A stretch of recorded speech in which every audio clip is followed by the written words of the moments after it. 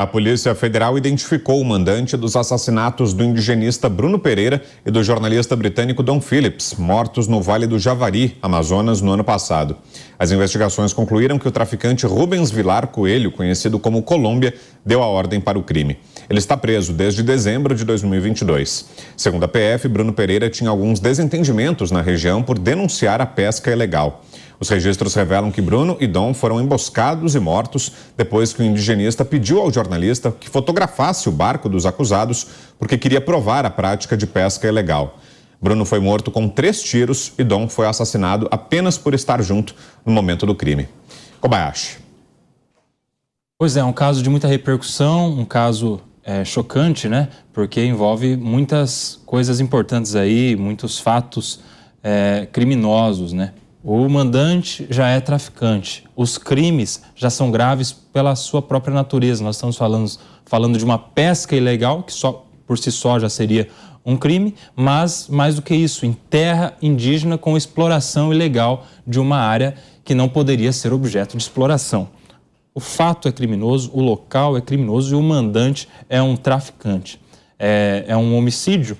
Nesse caso, o mandante responde tal como o executor, né? É aquela teoria do domínio do fato, aquele que tem o poder, o domínio, não a influência, mas o domínio de dominar o fato a ponto, inclusive, de mandar cessar a qualquer momento, que no direito brasileiro é admitido, ficou amplamente conhecido pela população em geral, em alguns casos de repercussão no STF, no STJ, que dá essa responsabilidade. A pessoa não precisa estar no ato executor, não precisa, neste caso, ter praticado o homicídio diretamente. Pelo fato de ter mandado, ele pode, inclusive, responder com penas mais graves, dependendo das suas motivações. E por ser um crime de homicídio doloso, né, ou seja, com vontade de matar, essa intenção leva esse crime para a competência do plenário do júri. Isso vai fazer com que este caso seja ainda mais divulgado, mais repercutido, porque o plenário do júri é um ambiente de julgamento público. Pessoas do povo, os jurados é que vão lá fazer esse julgamento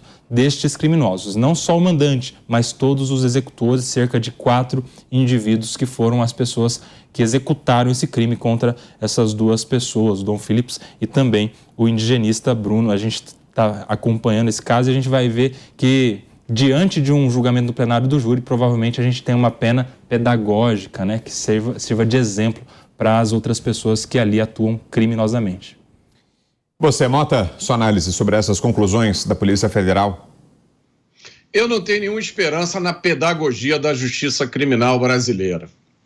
O tráfico de drogas é um dos motores que movimenta a maior parte do ecossistema criminoso do país. Isso não é surpresa para ninguém.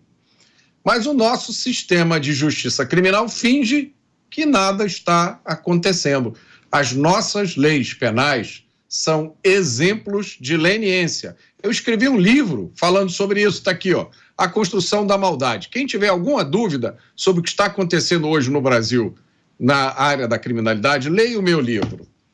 Por trás da crise de criminalidade que a gente vive, está a ideia de que o criminoso é um pobre coitado, que só cometeu o crime porque não teve uma oportunidade na vida. Nós ouvimos isso, essa frase, essa expressão repetida inúmeras vezes nos últimos meses. Essa é a ideia essencial que move hoje a justiça criminal brasileira. O criminoso é um pobre coitado. A culpa é sua, você que foi vítima. Você é que não deveria estar ali, naquele lugar, naquela hora, fazendo sei lá o que você estava fazendo.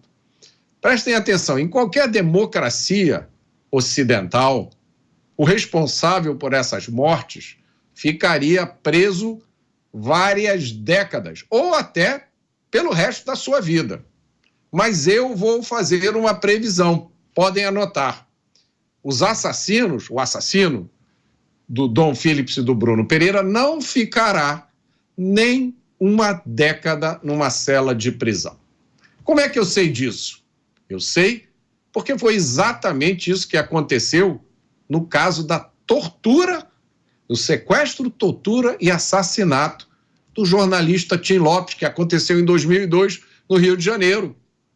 um dos assassinos teve direito ao benefício da progressão para o regime semiaberto depois de 5 anos. O que ele fez? Desapareceu. O outro assassino teve direito exatamente ao mesmo benefício depois de 7 anos. O que ele fez? Desapareceu. Nenhum dos monstros responsáveis pelo assassinato do menino João Hélio em 2007 no Rio de Janeiro continua preso.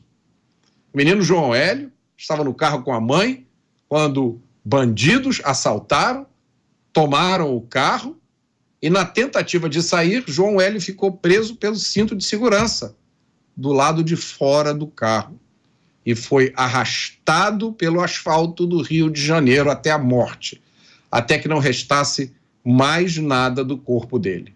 Não só nenhum dos responsáveis continua preso, já estão todos soltos, como um deles, que era menor de idade, depois de cumprir um período de 3 anos de internação para cumprimento de medidas socioeducativas, teve a sua mudança e a da sua família paga por uma ONG para o exterior, porque estava se sentindo ameaçado. É isso que acontece com assassinos no Brasil. É isso que vai acontecer, provavelmente, com os assassinos de Paulo Daniel Stoche Diniz. O Paulinho foi durante mais de 20 anos funcionário de uma multinacional de telecomunicações.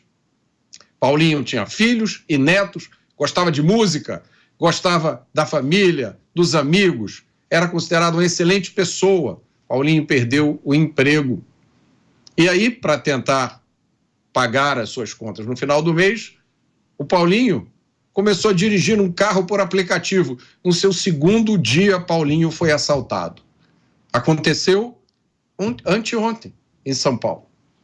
O Paulinho foi assaltado e os bandidos levaram Paulinho para uma rua, jogaram gasolina no seu corpo e atearam fogo. Paulinho teve mais de 80% do seu corpo queimado e morreu no hospital. Nunca vai haver nenhum escândalo internacional pelo crime que foi cometido contra Paulinho. E como eu disse, os assassinos dele parece que já foram identificados e presos, e eu não tenho dúvida nenhuma que serão, não ficarão 10 anos presos. Esse é o valor que se dá à vida humana no Brasil. É isso que eu denuncio no meu livro. No Brasil, todas as vidas importam, exceto a vida do homem comum. No Brasil, todos os cuidados e benefícios vão para os criminosos. Para a vítima, sobra apenas uma cova rasa e o esquecimento. Você, Zé? Todas as vezes que acontece uma tragédia, Mota, violenta no país, aí vem uma pressão para aumentar as penas, transformar em crime hediondo aqui no Congresso Nacional. E eu olho com muita desconfiança. Primeiro, essa história de fazer o Congresso funcionar por solavancos, né? Os legisladores têm que pensar exatamente em futuro. Isso que você relata é uma crítica que eu faço constantemente, foi muito bem diagramado aí por você, indicando aí a fragilidade da legislação. A gente sempre fala sobre isso. É uma legislação falha, né?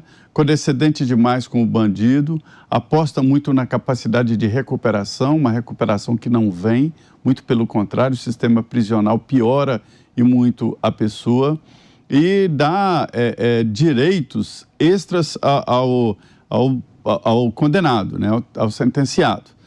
Uma vez, Mota, eu acompanhei o discurso do deputado Arnaldo Faria de Sá, que foi morto recentemente, um excelente parlamentar, lendo o menu de uma penitenciária, de segunda a sexta-feira.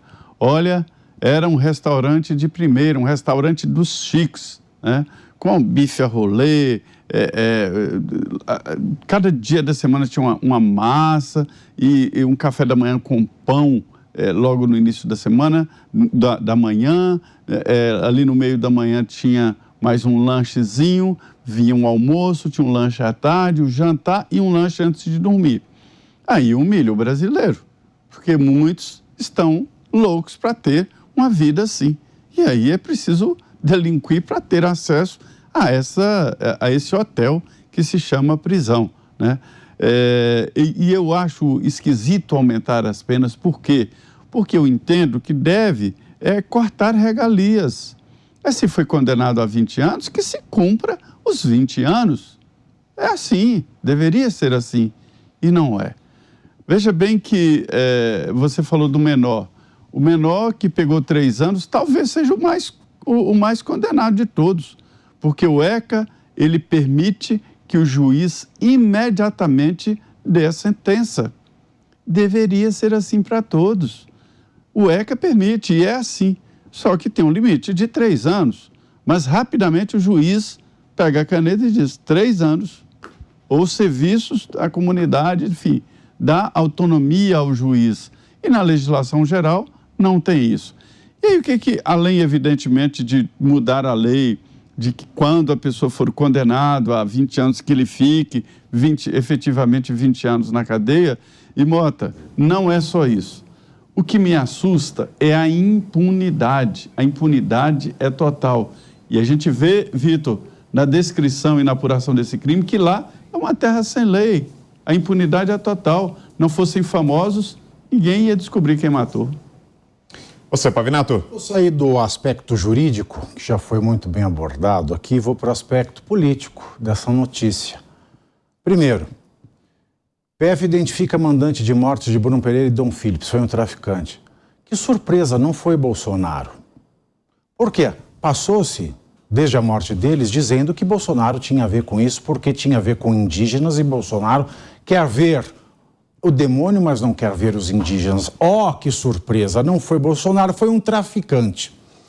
Agora reflitam. Um traficante, vamos imaginar uma cidade que é um cartão postal, um nome, uma beleza tropical extravagante, onde não tem Estado. Mas tudo que é público, né, tem que ser administrado pelo Estado em prol da população. Mas um traficante chega num morro dessa cidade tropical e ele começa a fazer comércio com a energia que não é dele, com os sinais de televisão, de internet que não são deles, e passa a cobrar dos moradores dessa área, que é do Estado brasileiro, pela energia, pelo sinal. Aí um desses moradores ou um chefe de comunidade vai e quer denunciar esse traficante que está fazendo algo ilegal no espaço que é do Estado. O traficante vai e mata esse ativista que o acusa. Nada disso difere do caso dos assassinados pelo traficante nesta área indígena por estar ali fazendo pesca ilegal. Nós temos aí, a par de todo o questionamento jurídico da punibilidade, da impunidade, ou de seja lá o que for, o debate político que se formou em torno disso. Em torno desses assassinatos, se formou uma comoção contra o ex-presidente Jair Bolsonaro, para se chegar agora ao resultado de que foi um traficante. E nós sabemos quem é cupincha de quem no tráfico, quem lida sem seguranças com o tráfico. E nós também conseguimos fazer um link com a tragédia humanitária Yanomami. Todos dizem que a tragédia humanitária Yanomami é mais um crime de genocídio do ex-presidente, mas se esquecem de dizer que foi nos governos de Dilma Rousseff, em 2010, 11, 12, 13, 14, 15 e até quando ela durou em 2016, que pouco mais de 240% das terras indígenas foram ocupadas por garimpeiros de maneira ilegal. Todo mundo se esquece de dizer que, além de ser no governo do Partido dos Trabalhadores que mais de 240% das terras indígenas foram ocupadas por garimpeiros, 40 mil leitos de UTI que poderiam salvar a vida de muitos Yanomamis foram tirados da saúde do Brasil em prol dos Jogos da Copa do Mundo e das Olimpíadas.